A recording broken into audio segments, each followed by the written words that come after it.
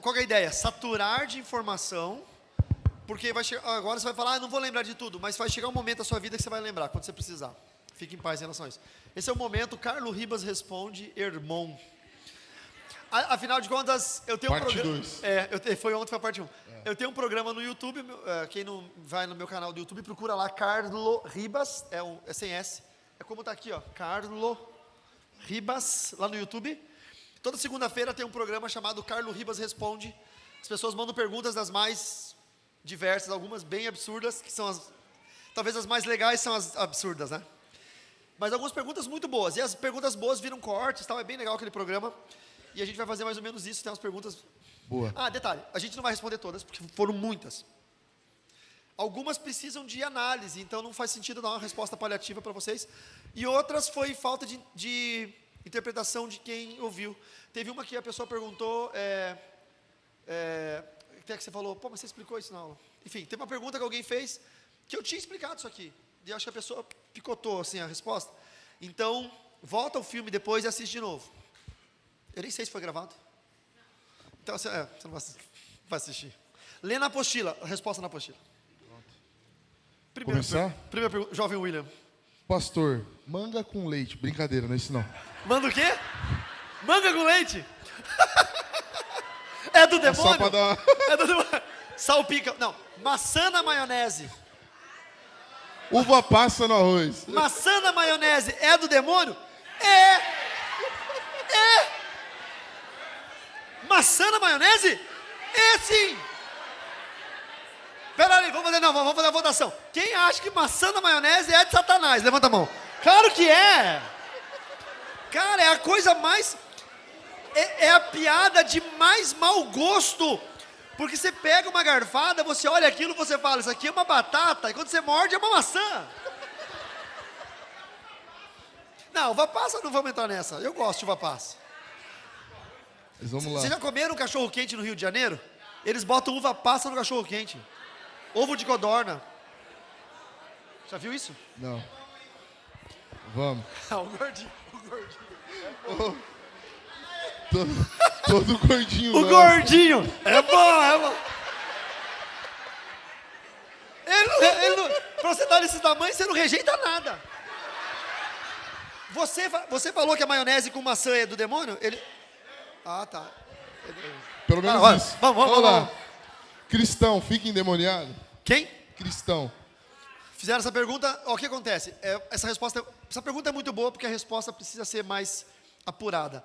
Você tem que saber quem é o cristão. Mas sim, cristão fica endemoniado, porque se a gente julgar socialmente que o cristão é o membro de uma igreja cristã, isso não significa absolutamente nada. Porque hoje as pessoas aderem a igrejas, eles não se convertem mais a Jesus. Já notaram isso? Tem muita gente que vai para o inferno e ficou 30 anos na igreja. Porque ele aderiu a um ministério, ou ele é discípulo de uma personalidade, que não é Jesus, que é um líder, um pastor, ou alguma coisa assim, e aí sim, fica endemoniado, porque ele não tem proteção nenhuma. Agora, o crente mesmo, aquele que morreu para o mundo, nasceu para Cristo, esse não fica, impossível. O crente ou cristão fica endemoniado? Se ele for crente em Jesus, jamais. Se ele for um membro de igreja, entendeu? O detalhe é o quão pecador ele é, porque é o pecado que abre a legalidade e que permite o acesso do demônio. Então sim, tem crentes endemoniados, mas é que não são santos. A resposta melhor é: a santidade impede que o diabo possua a pessoa. É isso. Mas você entendeu? Porque a gente vai entrar na questão filosófica de quem é o crente. Muita gente congrega a igreja e não é crente.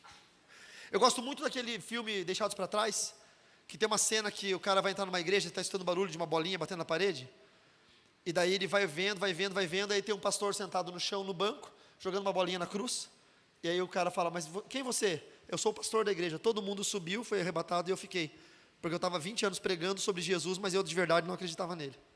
Esse cara ficaria endemoniado, entendeu? É isso. Então o crente sim, se não for servo de Deus, fica endemoniado. Maldições hereditárias, como quebrar? Eu tenho uma receita de bolo, querem anotar? Querem anotar mesmo? Primeiro, o que é maldição hereditária? Tá? A palavra é Êxodo capítulo 20, verso 5. Eu sou um Deus zeloso que visita o pecado dos pais nos filhos. A maldição hereditária não condena o filho ao inferno, mas ela trava o movimento do filho. O filho pode deixar de ser feliz, deixar de ser próspero, porque tem uma maldição sobre ele. Então a palavra de Deus diz isso: eu visito o pecado dos pais nos filhos até a terceira e quarta geração. Aí Mateus 10, a partir do 34, diz assim: não pense que vim trazer paz à terra, vim trazer espada, pois eu vim trazer separação entre o pai, seu filho, a nora e sua sogra, porque os inimigos do homem serão da sua própria casa. Veja, Jesus disse: vim trazer espada para trazer separação entre pai e filho, ou os parentes ali, sanguíneos ou não. E Hebreus 4,12 diz que a palavra de Deus é viva e eficaz, mais cortante que qualquer espada de 2 gumes, e penetra ao ponto de separar juntas e medulas. Detalhe: o escritor sagrado, claro que ele é inspirado pelo Espírito Santo, mas o escritor sagrado não tinha conhecimento técnico, científico, de que na medula tem a maior informação genética de um indivíduo. Tanto que um paciente de câncer no sangue, que é a leucemia, precisa do transplante de medula óssea para poder ser curado da doença.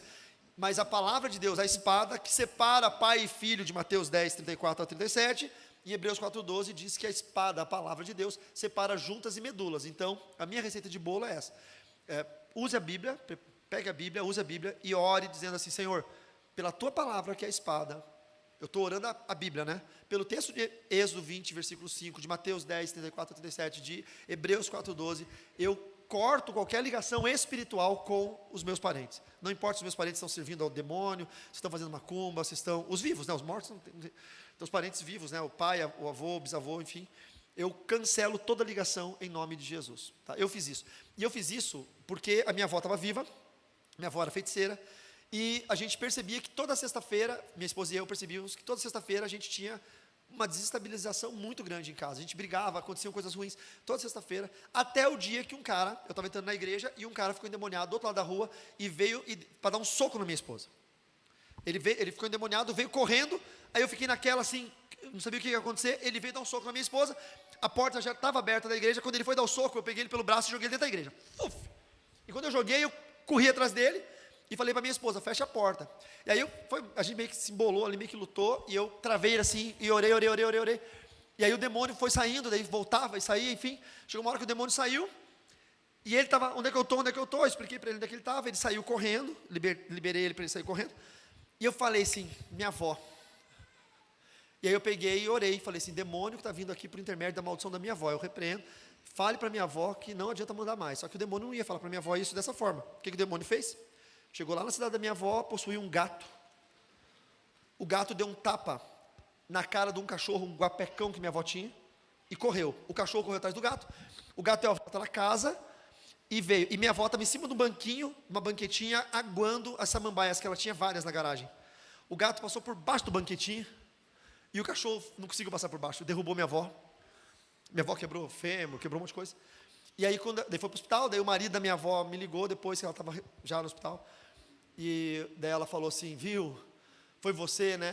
Daí eu falei: vó, a senhora faz alguma coisa para mim toda sexta-feira? Daí ela falou: não, é porque sexta-feira a gente faz oração para proteger os parentes, tal. Quer dizer, na visão dela, ela está fazendo algo bom, mas ela está fazendo uma macumba, um feitiço para mandar um demônio. Quando o demônio entra no meu campo espiritual, isso vira uma guerra. Então estava acontecendo essa desestabilização. O que eu fiz? Peguei a Bíblia, orei citando esses 3 textos e falei: Senhor, a partir de hoje eu corto qualquer ligação espiritual com a minha avó. Tirou com a mão. Então essa é a receita de bolo, tá? Oração por uma pessoa narcisista para que Deus liberte e abra a mente. É válida? Não, porque narcisismo não é demônio. Narcisismo é uma condição. Tá? Narcisismo não é nem considerado doença psiquiátrica, é uma condição. Então, tem que tratar. Uma vez que lancei palavras contra minha filha, como fechar brecha, além de pedir perdão ao Senhor, aí ela justifica aqui, isso devido birras e brigas em casa. É porque ela é adolescente. Pede perdão a Deus, não faz mais, né? Deus vai te perdoar. Deus é tardio no irar e pronto em perdoar.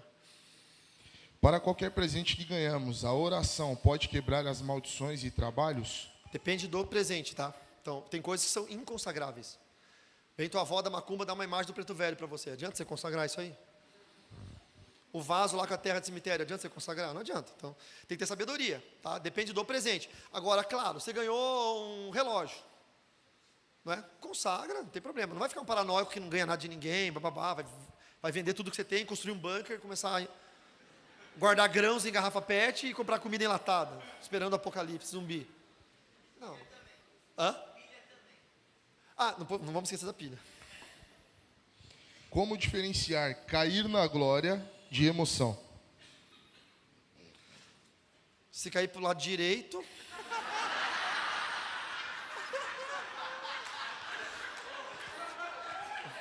é glória. Se cair pro lado esquerdo é emoção. Ó, a pergunta é boa, a gente tá rindo porque eu estou tentando pensar numa resposta, mas a pergunta é muito boa. Porque de fato é uma preocupação, né? Vamos pensar o seguinte, tá?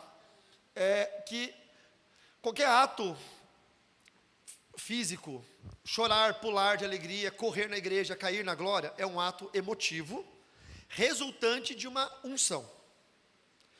A unção, ela nos acomete de emoção. Quando eu recebo uma unção de Deus, em algum momento, algo vai repercutir no meu corpo físico. Nosso corpo, ele é extremamente limitado. Então, sim, pessoas caem no poder de Deus, sim, pessoas oram em línguas, são batizadas, choram, correm, isso é inegável. Mas também, no meio da emoção, mesmo que essa emoção causada pela unção, existem pessoas que estão simplesmente sendo movidos pela emoção. Então, vai ter gente que vai cair no poder de Deus, na glória de Deus, e tem gente que vai se autossugestionar e vai cair também. E aí a pergunta é mau caratismo da pessoa? Eu não acredito que seja. Eu acho que não acredito, tá? Mas, eu, como bom pastor tradicional, né, batista tradicional, eu penso que a gente tem que ter um cuidado com isso, para que isso não vire doutrina na igreja. Mas eu sou muito sensível. Se o Espírito, a gente tá em qual lugar de São Paulo aqui? Zona Norte? Zona Sul é boa ou é ruim? Bom, se o Espírito Santo passar lá na Zona Sul, eu caio aqui na Zona Norte. Não precisa vir um pastor e falar assim, mas tem pastor que dá aquela forçadinha, tem uns que dão um ganchinho, que assim, Então, eu sou sensível, de verdade. Eu quase caí. Esse cara estava louvando a Deus aqui, eu falei, meu irmão, se você canta mais um, eu estava arrebatado aqui embaixo, não tinha ninguém para dar aula. Eu falei, graças a Deus, que eu estava numa unção tão forte, que daí quando ele cantou o cantor cristão, eu falei, bom batista, né, cantor cristão, eu falei, opa, corinho das antigas dos pastores, né? Mas assim, eu sou muito sensível para Deus, muito, demais. Então assim, eu fico muito nessa de que tem gente que é emocionada, tem gente que é autossugestionada. É difícil saber se caiu ou não, mas assim, se o cara é muito, aí o cara caiu e abriu o olho, caiu e quebrou alguma coisa, não é Deus não vai fazer quebrar alguma coisa. Caiu e machucou o outro irmão, não é Deus. Mas, enfim, eu vi uma grávida uma vez, em um congresso, a gente estava orando, e o Espírito Santo derramou uma unção, e as pessoas que estavam na frente foram todos caindo enfileiradinho um do lado do outro. E tinha uma grávida, bem que assim. E quando eu vi, uma grávida já de tipo 8 meses, e aquela unção foi chegando nela, eu falei, Jesus, a grávida, e a grávida caiu. Diante de Deus, eu estou no altar da igreja, a grávida caiu em câmera lenta. Não tinha ninguém segurando ela. Ela fez assim, ó. E deitou. Pô, isso é de Deus, não é possível. Os outros estatelavam, os outros, e a grávida. Cuidado do Espírito Santo. Então, acho que é isso. Se os demônios não ouvem, como o nosso decreto verbal de repreensão em nome de Jesus tem efeito sobre demônios que não estão incorporados? Claro, porque eu tinha que ter explicado isso e foi uma falha minha. A nossa palavra, ela é ouvida aqui no mundo físico, por causa da frequência. Mas no mundo espiritual, a palavra vira uma forma. Eu tinha que ter explicado isso, mas falhou. Porque eu estava falando do desenho da criança. Mais ou menos assim, ó, o rabisco é uma ordem espiritual mal feita. Então eu vou fazer um símbolo aqui qualquer, né? Então eu dei uma ordem, ele é o demônio, eu sou o crente, e eu repreendo ele. Mas eu repreendo de forma errada. Então a palavra vira uma forma no mundo espiritual. Vai virar uma forminha assim, esquisitinha. Aí vai fazer assim no demônio, puff. Mas se eu repreendo de forma correta, bíblica, em nome de Jesus, não fico dando trela para demônio, batendo papo com o demônio, ela vira, sei lá, uma coisa e pam, e derruba o demônio. É mais ou menos isso. Ela entra no mundo espiritual como uma forma. Da mesma maneira, palavra de maldição vira uma forma. Que é o caso da pergunta da mãe, que já liberou palavras e tal. O demônio pegou. Então, toda palavra de maldição vira uma forma. Eu tenho um seminário só sobre quebra de maldições, que é assim, eu cito tantos exemplos de maldições que foram geradas por palavra. Eu vou citar um para vocês, rapidinho. Um pai brincando, isso aqui, muita gente vai se assustar agora, tá? 2 casos que eu encontrei, que eu ajudei a família a resolver, 2 casos. O pai, filha única, o pai falava assim, a minha filha nunca vai casar, a minha filha é só do papai. Jesus vai voltar antes dela casar. Não, é minha princesa, não, está amarrado. Jesus volta antes dessa menina casar, ela não vai casar nunca. A menina era bonita, estudiosa, formada, pós-graduada. Ela teve um noivado com o menino da igreja. 1 mês antes do casamento, o menino largou dela. 4 anos depois, conheceu outro rapaz, noivou. 1 semana antes de casar, o menino largou ela. Por quê? Porque o pai amaldiçoou essa menina. Poxa, pastor, mas o pai, sinto muito. Então a gente tem que tomar muito cuidado. Ai, mas eu falei da boca para, eu só falei da boca para fora. Meu irmão, não existe como falar da boca para dentro. Você só fala da boca para fora.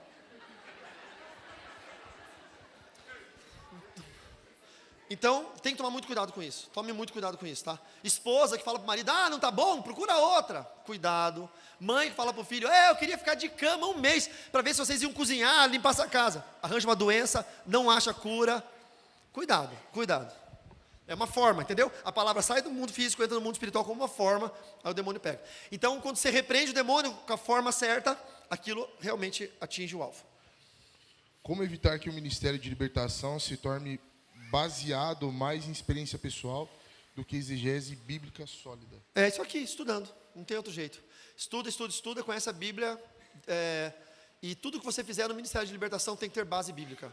Se alguém falar, não, você tem que pegar, dar 7 voltas aqui na terra, bater com tambor, não sei o quê, cuidado. Tem muito ato profético que é ato patético. Muito cuidado, entendeu? Então, siga a palavra de Deus, coloque na grade, no grid da palavra de Deus, encaixou na palavra de Deus. Se o pastor pudesse corrigir apenas um erro existente na igreja brasileira sobre guerra espiritual, qual seria? Só um? Nossa. Pior, qual que seria? O pior é as experiências pessoais virarem doutrina. É a pessoa que não é habilitada para falar. Eu vou te falar um negócio para vocês. Quando um rei mandava uma mensagem para outro rei, tinha que ser um mensageiro habilitado. Nunca um mensageiro que não era habilitado era levado a sério. Na batalha espiritual, nós somos o mensageiro habilitado. O príncipe desse mundo se chama Satanás, e nós chegamos até ele com uma autoridade dada pelo Rei dos Reis, Senhor dos Senhores, que é Jesus Cristo. Tem gente que não é habilitado para isso, mas entra na batalha espiritual porque gosta, porque lê o livro da Rebecca Brown, porque não sei o quê, porque acreditou em A, B, C. E essas pessoas normalmente distorcem a verdade em troca de aparência pública, pseudo-poder religioso, likes. Eu acho que esse é o pior problema. A internet está contaminada no ensino da batalha espiritual e da teologia. Cuidado com os podcasts que vocês escutam, cuidado com os testemunhos de ninguém. Quem é essa pessoa? Você tem que saber quem é a pessoa tem que ter autoridade do que ela fala. É o irmão fulano que um dia ele foi mendigo, hoje ele é crente, e sei o quê. Graças a Deus pela vida dele. Mas a autoridade no ensino, qual que é a autoridade que ele tem? Tome cuidado com isso. Nós, o povo de Deus, é o único povo da face da terra que despreza os seus doutores. O apóstolo Paulo disse, o que ensina, receba salário dobrado. Na igreja, se eu chegar para um irmão e dar uma carteirada falando, irmão, eu tenho doutorado internacional, eu tenho pós-doutorado pela Universidade Latino-Americana, irmão, o irmão é arrogante. A letra mata, o espírito vivifica. Nós somos o único povo que escuta um esquizofrênico e que desacredita de um doutor. O crente, é o único povo. O católico, para ser padre, tem que ter 15 anos de estudo.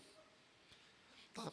Os presbiterianos e os batistas tradicionais, antigamente, 10 anos de estudo mínimo.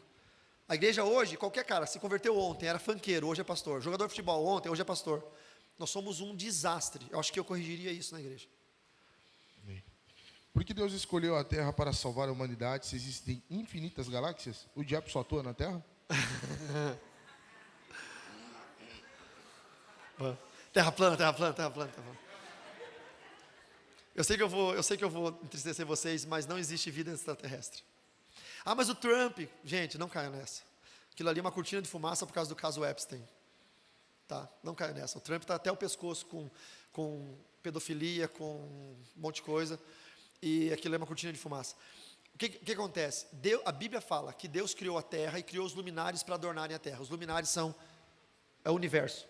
É que nós temos uma síndrome de cachorro de rua. A gente não acredita que Deus fez isso por nós. Mas todas as vezes que você, marido, levar sua esposa para jantar à noite, você, antes de entrar no carro, você fala para ela, está vendo esse céu todo estrelado? Tô, meu amor, Deus fez para você. Isso é verdade. Isso é verdade. Tudo que está fora do planeta Terra, Deus fez para nos orientar, para adornar o planeta. A palavra de Deus é muito clara sobre isso.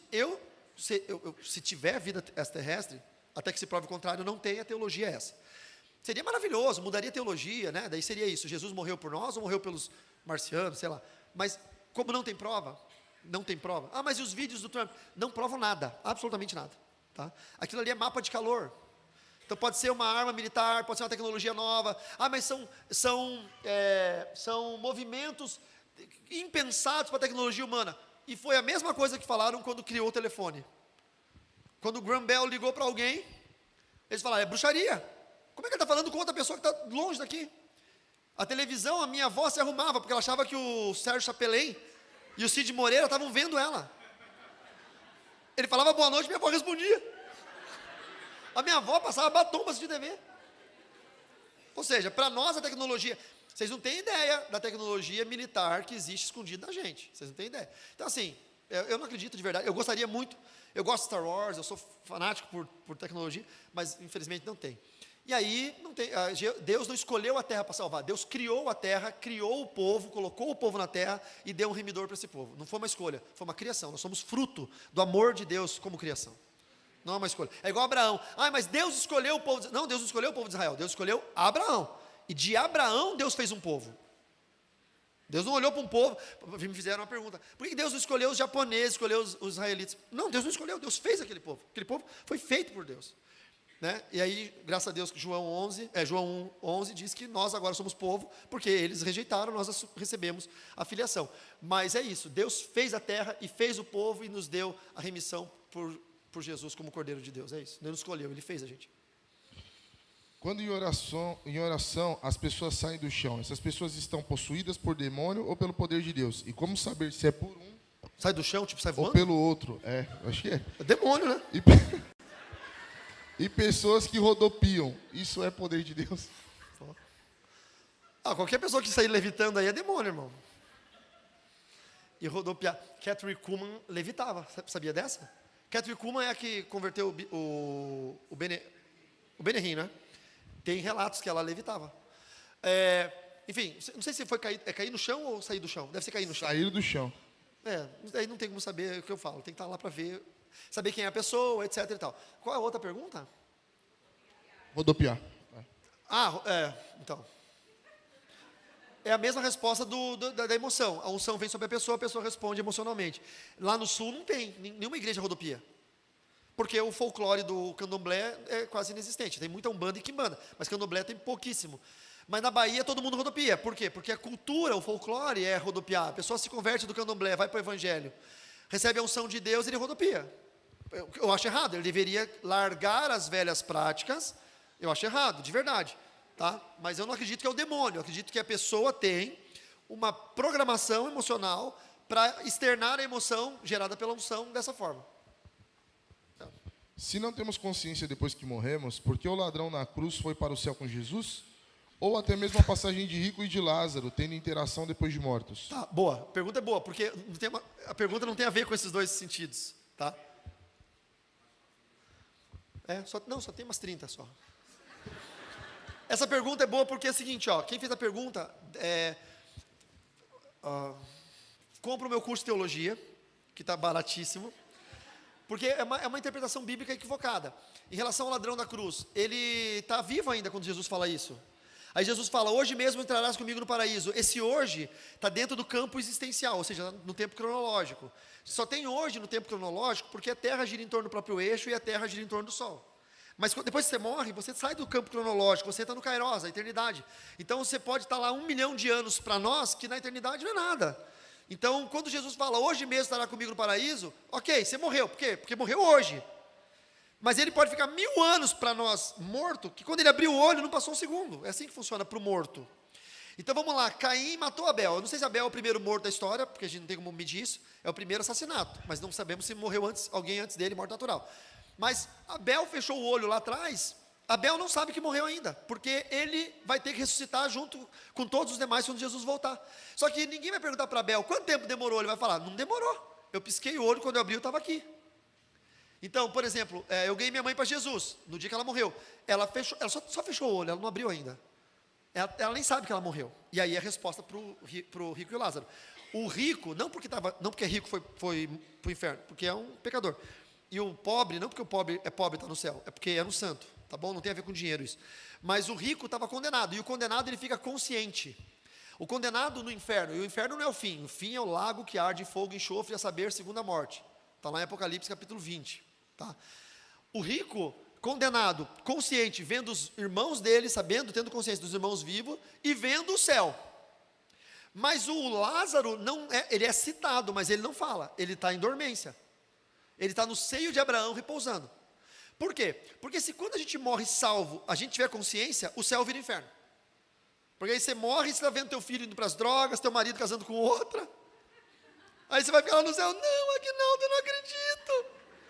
A vizinha, eu sabia, eu desconfiava. Aí o céu vira o inferno. Pegou? Então o cara que está no inferno, ele está consciente, vendo tudo isso. Porque o rico fala, pede para Lázaro ir lá. Fala. Aí pai Abraão, que é Deus, só que na visão profética. Não pode, porque tem os profetas, eles não ouvem os profetas. Mesmo que pudesse, mesmo que quisesse, daqui não pode ir para aí, daí não pode vir para cá. Aí já derruba também a teoria do purgatório. Enfim, então a pergunta é boa, mas ela não se baseia nesses dois textos. Tá? Depois que você morre, você perde a consciência, salvo, você não sabe. E isso está lá em Eclesiastes. Eclesiastes fala, melhor um cachorro vivo do que um leão morto, porque o vivo sabe do que faz e o morto não tem mais noção do que está acontecendo, porque a sua memória jaz no esquecimento. A memória fica no esquecimento. Eclesiastes 9, alguma coisa, sei lá. Como identificar se o presente está amaldiçoado? Analisando qual é o presente e quem mandou, não é? Sei lá, alguém mandou uma coisa estranha. Vocês gostam de presente, né? E teve muita pergunta de motel. Vocês querem ir para um motel, né, gente? Tinha bastante. Caramba, bastante. Crente para ir no motel? Quem fala no motel? Quem fala no motel? Eu não vou responder. Você vai para casa com essa dúvida. Acho que tá bom, né? Tá bom. Tá bom. Você vai para casa com essa dúvida, jovem. A gente consegue adiantar lá para a tela do... Tem que ligar, né? Senão não funciona. Coloca na tela que está escrito parte 3, vai direto para lá, faz favor, porque eu tenho que passar 25 telas para chegar lá. Consegue? Isso, boa. Vamos começar daqui? A gente vai falar então sobre a prática da libertação. Isso aqui é um protocolo, e eu gosto muito de protocolos dentro da igreja, porque eles nos dão segurança. Toda vez que você vai operar a batalha espiritual, você precisa ter um protocolo muito claro. Eu já fui em igreja que caiu gente endemoniada. Eu era o pregador, e aí caiu o endemoniado. E tem uma galera assim que eles têm um prazer em expulsar demônio, eles gostam mesmo do negócio. Aí eles ficam torcendo para alguém cair endemoniado. Eu até acredito que tem gente de igreja que não liberta bem alguém, só para que ele de vez em quando caia endemoniado. Para manter o movimento. Aí caiu uma vez um irmão endemoniado lá numa igreja, lá, um senhor, e caiu uns 3 em cima dele, 4 em cima dele, e era... Um mandava ficar quieto, outro mandava falar o nome, outro mandava botar a mão para trás, outro mandava ajoelhar, outro mandava ficar de pé. O demônio estava ficando louco. Não, eu sei que parece engraçado, mas o demônio estava bem assim, ó. O demônio não sabia o que fazer. Aí veio a mulher do pastor e deu um copo d'água. Nunca façam isso. Porque se a pessoa está endemoniada e o demônio dominou o sistema nervoso central, glote e epiglote, é um órgão virtual, tá? É uma membrana que joga ar para o pulmão e comida para o estômago. Como ele está endemoniado, é a mesma coisa que ele estivesse em choque. A pessoa está chocada por um acidente, não choque elétrico, está em surto, em choque.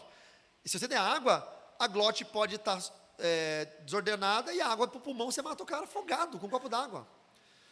Então assim, não pode. Mas veja, se você tiver um protocolo do beabá, do que fazer, aí dá tudo certo. É bom a igreja ter um protocolo para isso, tá? Então vamos falar sobre isso, vamos lá. Primeiro, tá? Diferença aqui entre show, que tira o foco de Cristo e gera escândalo, e cura real ou libertação real, que ela é metodológica. O meu ministério, ele ensina três passos, ou 3 etapas no processo de libertação. Quando a gente fala processo de libertação, nós não estamos dizendo apenas da expulsão, porque a expulsão é um ato. Se eu expulsar um demônio, eu não estou necessariamente libertando alguém, e eu vou explicar por quê. A Bíblia fala em Mateus capítulo 12, verso 43, que quando o espírito imundo é tirado de alguém, ele vai para um lugar árido buscar repouso. Não encontrando, ele diz consigo mesmo: voltarei para a casa de onde saí. Então é uma coisa óbvia, tá? perfil bíblico. Todo demônio que é expulso, vai chegar um tempo que ele vai voltar. Então, o ato de expulsar um demônio não é libertatório. Por isso que eu, por exemplo, não expulso demônio de bêbado que entra no culto. Entrou um bêbado lá, né? E tem os obreiros que são tão queridos que o bêbado entrou, eles colocam na primeira cadeira, porque o obreiro acha que quanto mais perto do pastor, mais o bêbado vai ter a libertação. O bêbado vai atrapalhar o culto inteiro, porque ele não está nem aí com a palavra, ele está bêbado. Você tem que colocar o bêbado na última cadeira, entendeu? Tem que ter essa noção. Lembre-se sempre, tá? Que do altar para a última cadeira, vai ter uma barreira espiritual fazendo com que as pessoas não entendam a palavra. Quanto mais atrapalho nós, como obreiros, colocarmos, além das barreiras espirituais, a gente coloca outras barreiras humanas. Tem que ter sabedoria nisso, tá? Na organização. E aí eu não expulso o demônio do bêbado, mesmo que ele caia endemoniado. Porque eu vou expulsar, se a igreja não tiver uma estrutura para ir atrás da família dele, evangelizar, acompanhar, o estado dele pode ficar 7 vezes pior. Então, para evitar isso, a gente tem um processo, esse protocolo chamado pré-libertação, que é o mapeamento e enfraquecimento de todas as legalidades, quebra de correntes, a expulsão, que é o confronto e a ordem com a autoridade para que o demônio saia da pessoa. A gente já entendeu quais são, quantos são nesse primeiro passo, então aqui a gente tem uma assertividade absurda, e a pós-libertação, que é a manutenção disso, uma operação pente fino para tirar todas as legalidades que sobraram, e eu vou falar um pouquinho sobre isso para vocês, tá? Então, a pré-libertação é, no meu ver, a parte mais técnica, mais investigativa. Quando que ela começa? Quando alguém procura a igreja com um problema espiritual. Então, isso acontece muito, né? Chega um casal, fala, pastor, nós estamos com um problema em casa. Tem vários problemas. Chega um pai, meu filho está com um problema, a esposa, meu marido. Chega alguém pedindo socorro. Quando chega alguém pedindo socorro, se você tem um ministério organizado para isso, essa pessoa entra na pré-libertação. E essa pré-libertação é um período de investigação estratégica. A gente vai entrevistar, conversar, né? É um discipulado contínuo, para identificar pactos do passado, voluntários ou involuntários, pecados ocultos e tal. Você sabe que antigamente tinha uns questionários que entregavam por aí nos processos de libertação. Não faz o menor sentido aquilo, tá? Não desmerecendo a cultura evangélica dessa época. Porque, levando em conta que o diabo é o pai da mentira, e se a pessoa está possuída por um demônio, qual que é a chance que tem dele responder a verdade nesse questionário? Entendeu? Comeu a mortadela do preto velho, ele vai colocar não. Comeu a paçoca do Exu Caveira, não. Então, e fez. Então, assim, não funciona, na minha opinião, não funciona. É arcaico, ultrapassado, não funciona. Esse tipo de press-match ou de formulário. A gente faz no tete-a-tete, a gente ensina, dentro da Escola Avançada de Libertadores, a analisar a pessoa. Então, a gente senta e conversa. Tá? E é um questionamento socrático, eu faço perguntas que são perguntas direcionadas, eu faço uma pergunta, mas na verdade eu estou colhendo outra informação. Tá? A gente ensina tudo isso lá na Escola Avançada de Libertadores. Então eu faço uma pergunta, a pessoa vai responder essa pergunta, mas na verdade a minha resposta, o que eu estou colhendo dele, é uma outra informação. Não exatamente a resposta que ele está dando. A gente vai ensinando isso. E você vai pegando essas nuances e vai juntando essas informações e vai criando uma linha para você poder entender. O nome disso é mapeamento. E aí você vai começar a remover a armadura do inimigo, tá? Eu vou falar sobre isso amanhã no culto das 9. Amanhã eu vou pregar às 9 e às 11. Às 9 eu vou falar sobre a armadura do inimigo. A gente sempre fala da armadura de Deus. Eu vou falar sobre a armadura do diabo. Como que a gente identifica, como a gente remove, tá? E no culto das 11 eu vou falar sobre uma classe de demônios especialista em destruir famílias, em tirar os filhos de dentro de casa, tirar o marido do seio do casamento, enfraquecer vínculos, laços familiares. É muito importante que você não falte, que você venha. Se você é membro de outra igreja e seu culto é à noite, vem de manhã aqui, venha participar. Então, vamos lá, removendo a armadura do inimigo, é vital fechar todas as legalidades, quebrar correntes antes de ordenar qualquer manifestação, porque sem legalidade o demônio perde a força. Então eu vou entendendo, né? O cara está com problema, mas ele é viciado. Então a gente vai ter que trabalhar essa parte, e a gente vai trabalhar de forma muito clara.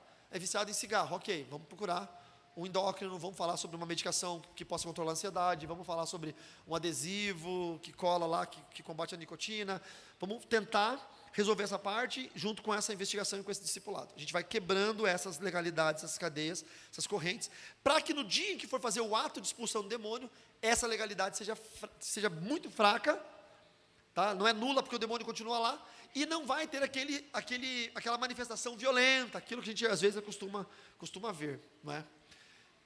E aí a gente vai descobrir então que nós temos armas e entender os sintomas da batalha, tá? Armas táticas e sintomas comuns. Nas armas táticas, dentro desse primeiro período, nós vamos orar e fazer uma unção periódica. Então é um uso estratégico da unção de ambientes. Você vai ungir a casa da pessoa, portas e janelas, e oração intercessória para enfraquecer o mal antes do confronto. Então a gente vai ficar orando.